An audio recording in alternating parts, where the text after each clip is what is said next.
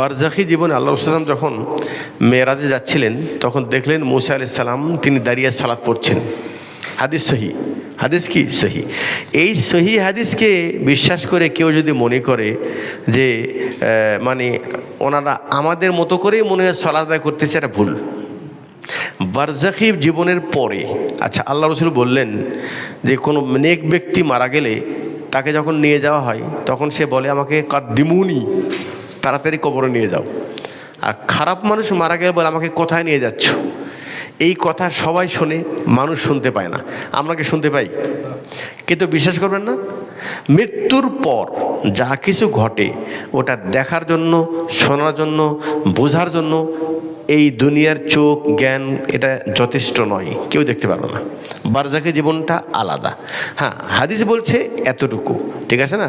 নবী রসুলগণ শহীদগণ তারা জীবিত আছেন, কিন্তু ওয়ালাকিল্লা তাশউরুন, তাদের জীবিত মানে তোমাদের জীবনের মতো না, এটা তোমার বুঝের বাহিরে।